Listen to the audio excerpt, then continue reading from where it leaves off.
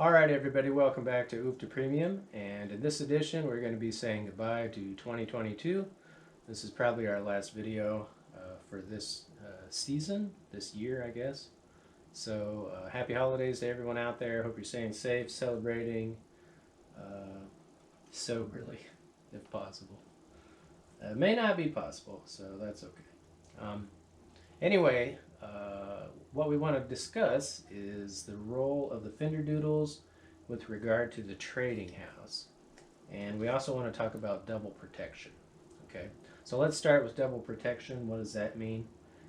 Quite simply, it just means that if I protected a crop on my fields with a marker token, and let's say I've done the same thing, I protected something in the market with, let's say, a baby or primordia Fenderdoodle, so I've laid it sideways, that means it's double protected. And so even if somebody else owns the trading house, let's say player B over here, they own the trading house, right? That allows them to move things in the market. Well, what they can't do is if something is double protected, back at home on the farm and then also in the market, that means that the trading house owner can't do anything about it. There's no movement allowed whatsoever. So that would be the same as if I had an adult Fenderdoodle, right? Because the adult Fenderdoodle can't move at all. It doesn't work that way. Nothing can move it. No adversity, no sabotage can befall an adult Fenderdoodle unless we're talking about a double sabotage. That's one thing I want to iterate here. Only double sabotage can affect this, the adult, and it can only be single sabotage twice over 2 turns. So, even if you have the opportunity late in the game with the die roll 6, you have double sabotage comes up, that's meaningless because you have to use 2 turns in order to demote this. You can use the first turn, a single sabotage, to demote it back to a baby or primordia. But after you've done that, you can't demote again, or let's say you can't do anything to it, like return it to the home base over here. You can't do that unless it's your next turn, and you also happen to roll a die roll 6. So very difficult to dislodge an adult Fenderdoodle. So that's something you should bear in mind as you're strategizing and figuring out what to do. Okay, so that takes care of that. The second issue we want to talk about with the Fenderdoodles is Fenderdoodle movement. Okay, previously I set it up so that Fenderdoodles could only be attacked and maybe removed from gameplay. But what I hadn't discussed is the possibility of Fenderdoodle movement, and this is a possibility that's available to anyone during the game as long as it's unproductive farm rolls 4, 5, and 6. Okay, so you can do this.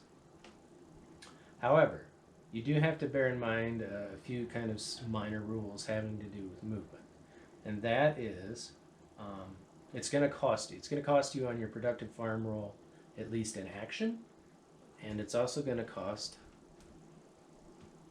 5 big ones, 5 smackaroos, right?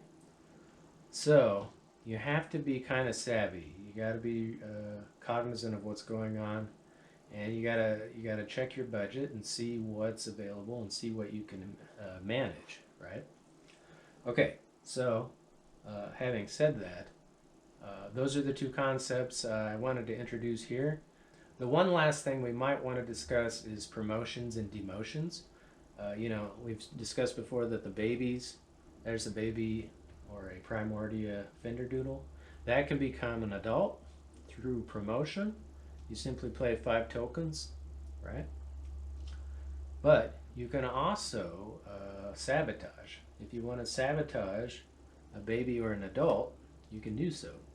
If I have an adult and it gets single sabotaged, that's all fine and good. However, if you want to do a further move you can sabotage it and move the item. So there's really two ways to move the item: sabotage and then through Fenderdoodle movement, right? You can play defensively or offensively. It doesn't matter. So that's going to create some pretty interesting game scenarios for everybody, and there should be a fair amount of competition as a result. So anyway, so let's say we played 5 tokens, and we paid 5 tokens to promote this to an adult, but someone else decides on a different roll that they're sabotaging on die roll 6. They decide they're going to sabotage, and they're going to demote this back into a baby. Okay, it doesn't cost them anything monetarily, but it does cost them an action, right? Because sabotage in general does. So, we're following the same path that's already been laid. The foundational cornerstones have already been laid, and we're just building on what we've already established from before.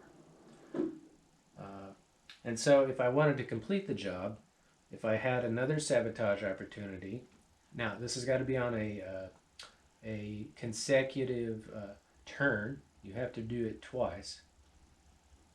I mean, it doesn't have to be sequentially the absolute next turn. It simply has to be spread out over 2 turns or more. It would be 2 turns. Then you would remove the item altogether. That's one option. And then the other option is to simply move the Fenderdoodle to a different crop, like whatever you want. Okay? So just to review, only the babies can be moved in this fashion. You can either move them yourself offensively on productive farm rolls 4 through 6, or you can move it defensively via sabotage. But that's going to cost an action. If you want to completely remove or move a Fenderdoodle that's a baby, it's going to have to take 2 sabotage actions. Okay? And that can't be done, by the way, by one person.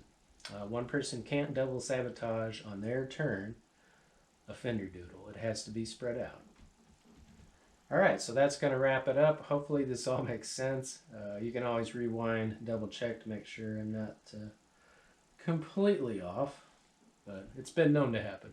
So anyway, I hope everybody has a happy holidays and continued oofta fun someday. All right, thank you.